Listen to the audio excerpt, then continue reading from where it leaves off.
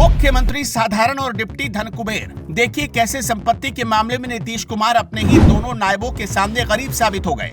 जेब में 20,000 पुरानी फोर्ड कार, पटना से पुणे तक फैली विजय सिन्हा की रईसी। नीतीश के पास गाय बछड़े तो दूसरे डिप्टी सीएम के पास रिवॉल्वर और राइफल। पति मंत्री लेकिन पत्नी उनसे भी बड़ी अमीर। विजय सिन्हा की फैमिली बैलेंस शीट ने खोला बिहार की सियासत में दौलत का सबसे बड़ा राज। बिहार में नए साल की शुरुआत के साथ ही सत्ता के गलियारों से दौलत का वो कच्चा चट्टा बाहर आया जिसने सियासी चर्चाओं को गर्म कर दिया।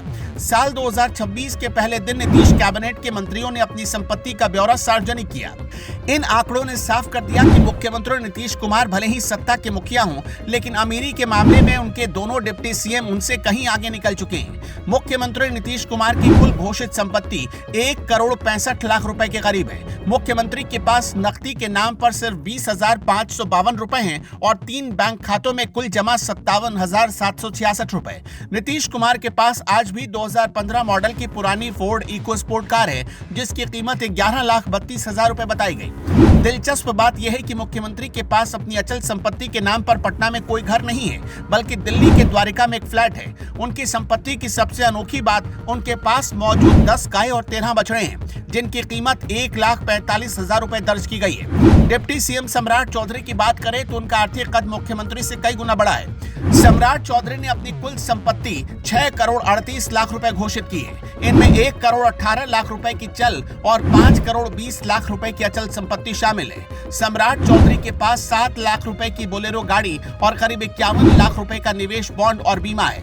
सबसे ज्यादा चर्चा उनके हथियारों की हो रही क्योंकि उनके पास 2 लाख रुपए की रिवॉल्वर और 4 लाख रुपए की राइफल भी दर्ज है। दूसरे डिप्टी सीएम विजय कुमार सिन्हा तो अमेरी के मामले में सबको पीछे छोड़ चुके हैं। उनकी कुल संपत्ति 8,81,00,000 रुपए है, जिनमें 5,13,00,000 रुपए की चल और 3,68,00,000 रुपए की अचल संपत्ति है। विजय सिन्हा की जड़ें सिर्फ बिहार में ही नहीं बल्कि महाराष्ट्र तक फैली है। उनके पास पटना, मोकामा और पुणे जैसी 7 जगहों पर कीमती जमीनें और घर हैं। सम्राट चौधरी की तरह विजय सिन्हा के पास भी लाइसेंसी रिवॉल्वर और राइफल मौजूद हैं, जो सत्ता के साथ उनकी सुरक्षा की तस्वीर पेश करती है। बिहार कैबिनेट के इस ब्यौरे ने एक नई बहस को जन्म दे दिया है।